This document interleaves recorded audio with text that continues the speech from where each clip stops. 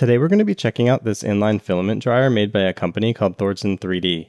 The first video that I ever posted was an unboxing and review of an earlier version of this dryer. I'll link to that video in the description below. Just be warned that my filming and editing skills back then were pretty rough. Special thanks to Thordsen 3D for sending over their latest iteration for free to evaluate. Okay, let's get into it. Here's the redesigned heat unit, more about that later. It comes with a Bowden tube and some Velcro straps for basic mounting of the heat unit. I'm probably going to make a custom mount like I did for my older style dryer. I'll show more on that later. The control box is pretty similar to the old version. It looks like they're using a high quality connector for the power plug now. The vent on the back looks a little different from the previous iteration. It looks like they also upgraded the cord that goes into the heat unit as well. The heat unit looks like it's been completely redesigned. The heat chamber is surrounded by a desiccant which is held in place by a clear outer housing that looks pretty cool. There appears to be little vent ports at the end of the housing that allows vapor to escape. Let's check it out under the microscope. You can see one of these little vent ports here. If you look carefully enough, you can see that there are holes in the metal heat chamber. I'm guessing this allows moisture being baked out of the filament to escape the chamber and either be absorbed by the desiccant or flow out through the vent ports at the ends of the housing. The manual gives you some ballpark temperatures to use for common filament types. I'll be using PETG. Based on using the old style dryer, I'll probably shoot for around 75 degrees Celsius. The manual has an interesting section for finding the optimal baking temperature for your filament. I'll definitely be giving that a try in a bit. Let's check out the inside of the control box to see what's going on there.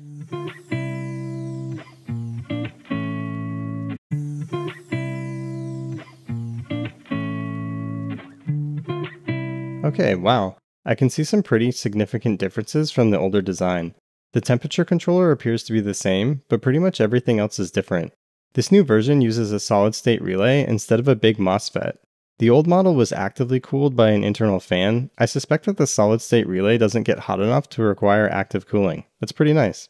The power management looks definitely improved. They're using a custom PCB now with fuses and a proper DC power jack. On both designs, they tie everything together with a 3D printed frame at the bottom. For comparison, here's the old version. You can see the active cooling that they used to use. There's no fuse protection on the old design, and they used a DC jack with screw terminals on the back that's held in place by a zip tie. The old design feels more like a prototype, while the new version seems more like a finished product. Nice job, guys. Let's button this thing back up and try out the procedure from the manual that helps you find the optimal drying temperature for your filament. You want to put a length of filament into the dryer and pull on it from both ends to see if it stretches. If it stretches, you need to dial the temperature back a bit and try again. If it doesn't stretch, you can bump the temperature up a little. This procedure basically enables you to find the thermal glass temperature of your filament. Then you can set your temperature just below that so that you're using the highest possible value without causing the filament to stretch when it gets pulled on by the extruder. So far, 75 degrees seems to work pretty well for me when printing with PETG. When you first get the unit, it'll be preset to bake at 140 degrees Celsius.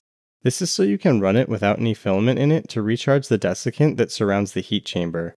The desiccant will be bright blue when it's fully recharged. When it's saturated with moisture, it will be more of a pale color.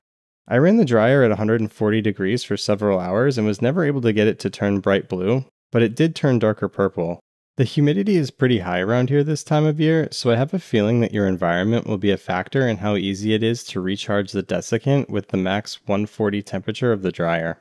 I asked Thordsen 3D about this, and they said that it doesn't need to be dark blue to still be effective. A nice feature of this new version is that the heat unit doesn't get too hot to touch. The hottest parts are the Bowden tube connectors at the ends. The main body of the heat unit is nicely insulated from the heat chamber, so you don't have to worry about burning yourself when making adjustments. Here's the heater unit from the older model. I have it attached to a custom mount that I made which bolts to the X-axis of my 3D printer. I'm going to make another mount like this for the new heat unit. It would probably be easier to 3D print a mount, but I like my aluminum design, so I'm going to stick with that for now.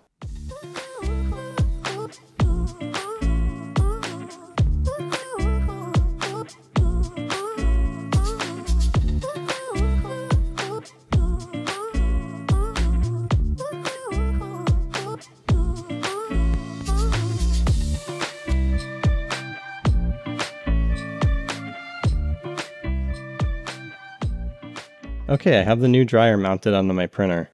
I put the control box on top of my filament box. If we move over to the other side, you can get a look at my mounting solution.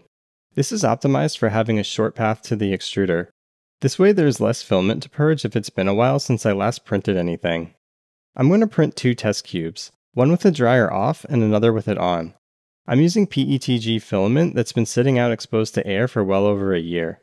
Let's check out the test cubes. The cube on the left had no dryer and the cube on the right had the dryer turned on.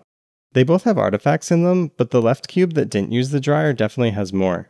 You can see those little dots that catch the light as I move the cubes around.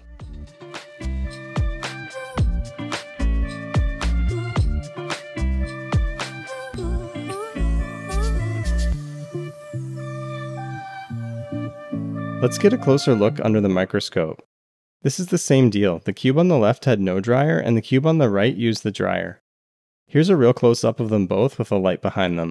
You can see how many more artifacts there are on the cube with no dryer.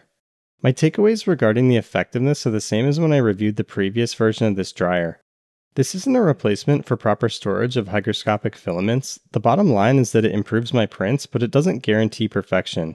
I think your mileage will likely vary depending on the condition of your filament and the humidity in your environment that you're printing in.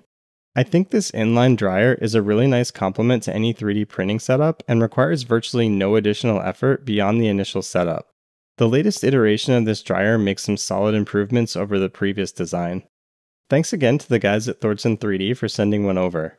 Alright, well that wraps things up. If you found this video useful, please give it a like and consider subscribing.